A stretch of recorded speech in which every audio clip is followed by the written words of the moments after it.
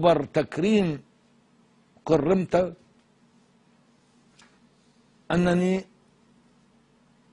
قبل قرابة عام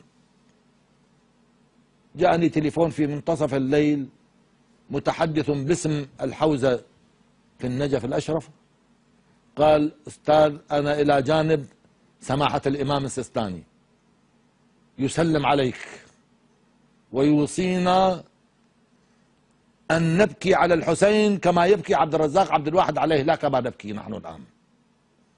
وقال: عندما يعلن يوم اعتبار النجف الأشرف عاصمة للثقافة الإسلامية، المكرم الوحيد سيكون عبد الرزاق عبد الواحد. ودعيت ولم تذهب؟ لم يعلن اليوم، ما حدث لحنا. قال: نريدك أن تأتي. قلت: يا سيدي، يعني أنتم بتورطين وياي، أنا لست أخاف من العراقيين، لكن يأتيني موساد إسرائيلي ويقتلني في بغداد ويقولون العراقيون قتلوا عبد الرزاق عبد الواحد. يعني اعفوني من المجيء، وأنا أعتبر مجرد سلام وسؤال سماحة الإمام عني هو تكريم عظيم. طيب، ما هي القصيدة التي كتبتها في الحسين اللي كان السيد السيستاني يقول يجب أن تبكوا على الحسين كما يبكي عبد الرزاق؟ نعم، اشتهرت من قصائدي قصيدتي في استشهاد الإمام الحسين، التي هي في رحاب الحسين، مشهورة القصيدة جدا ومعلقة في كل بيوت العراقيين. لكن هناك القصيدة اللي أعظم منها والتي تبكي على الحسين أكثر من قصيدة الشهادة، هي قصيدة المولد: يا مالئ الدنيا دما ومروءة. هذه تقرأها علينا؟ أقول: هتف البشير فقبل ابنك يا علي، بالمعنيين مقبل ومقبل، تدري ويدري الله قبل وجده إيحاء مولده بيوم المقتل. طرفا هلال قوسه عرض السماء، في الشمس ذاك وذا بليل أليل، طرفا هلال مثل سيف هائل شطر السماء، وظل يصرخ: يا هلي بدمي فصلت الليل عن بلج الضحى كي يستقيم، فيا سيوف تعجلي.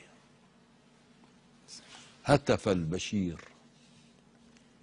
فقبل ابنك يا علي، هنئ به الزهراء فهو ابن الولي، هو من على شفتيه رف مقبلا ثغر النبي، حنى على الوجه الخلي وتكاد أشرف دمعة من عينه تهمي، ولكن عينه لم تهمل. جد، ولكن أي جد مرسل، سبط ولكن سبط جد مرسل، وهو الحسين شهيد أشرف وقفة، هذا الزكي بن أنبل بن الأنبل، هذا الذي أسر الزمان بموته وأقام عن أسر الزمان بمعزله. يا مالئ الدنيا دما ومروءة، ومكبلا في زي غير مكبل، دارت عليه الدائرات ولم يكن فردا، ولا كان الحسين بأعزل، كانت حشاشة جده في صدره، ومن اقتدار أبيه كان بجحفل، لكنه القدر العظيم أرادها قصماء لم تتأم ولم تتمهل، فاختارها واختاره قدرا لها، متبتل يسعى إلى متبتل، حتى إذا التقيا تهيب موته، فهوى الحسين عليه مثل الأجدل، هي ميتة عدل الحياة بأسرها، أفل الزمان ونجمها لم يأفل.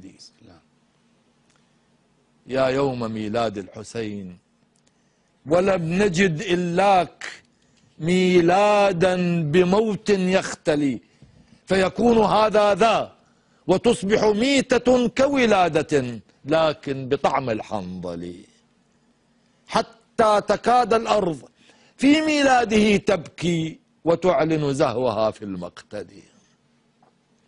هو مولد القيم العظيمة كلها، ونزولها بالموت أعظم منزلي.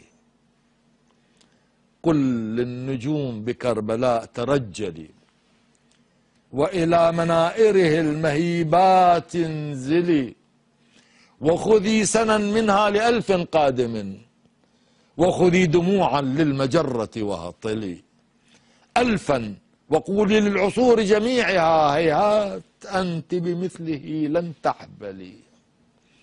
من أين تجتمع النبوة مرة أخرى بميقات السماء المنزل؟ يوم الحسين وإذ أنادي يومه، ميلاده ورحيله يثبان لي، جنحي سنا ودم تحلق فيهما نفس إلى فلك النبوة تعتلي. لله درك من وليد باسل، لله درك من شهيد أبسل. ولد الحسين فيا عيون تكحلي منه، ويا كل الحناجر هلهلي، ثم اجعلي الأجفان غيم مدامع، وتذكري عطش الحسين فبللي. ولد الذي لو جاذبته ضياءه شمس السماء لقيل للشمس اخجلي، ومن المروءة بيدر في أهله، ولكل أهل الأرض حبة خردل. ولد الذي دمه أعز دم جرى لولا أبوه تبارك اسمك يا علي. أنجبته للمكرمات جميعها، وسقيته منهن نفس المنهل، ورآك فزت بها ففاز بها فتى، بوركت من أسد هزبر مشبل.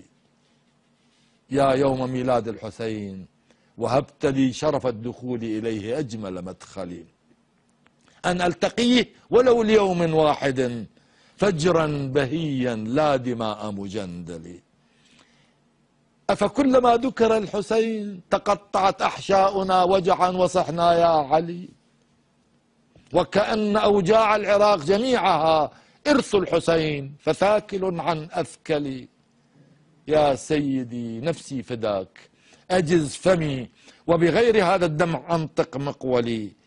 أنا راجف جزعا فثبت لحظة قلمي على ورقي، وثبت أنملي. ودع الفرات بمائه المتوسل، واملأ دمي فرعا وجداني ندى. ودع الفرات بمائه المتوسل يسعى إليك مكفرا عن ذنبه. 1000 ونيف وهو أوجع مهمل، وهو الفرات لو استطاع أوانها لأتاك مفجوعا بماء معول، وهوى على قدميك يسقي ماءه من جسمك بدمائه متسربل، ليكون عند الله شاهد نفسه ويجيب لا متلعثما إن يسألي. هتف البشير فيا خوافق رتلي بالنبض ما هتف البشير، وبسملي وبكل أرض يا مروءة زغردي، فإذا وصلت لكربلاء فأعودي. يا سلام يا سلام. عند هذا الجمال يجب أن ننهي هذه الحلقة. شكرا لك أستاذ عبد الرزاق عبد الواحد. أشكر لك، حركت سواكني كلها، وأنت أذكى من واجهت في مثل هذه المواقف. أنت تعرف كيف تحرك سواكن كلها. تسلم، شكرا لك. لا تدخل إلى الأعماق. شكرا لكم أيها الإخوة والأخوات. لا يزال لنا بقية من حوار مع عبد الرزاق عبد الواحد في حلقة أخرى، فابقوا معنا. هذا تركي الدخيل يترككم في رعاية الله وحفظه. السلام عليكم ورحمة الله وبركاته.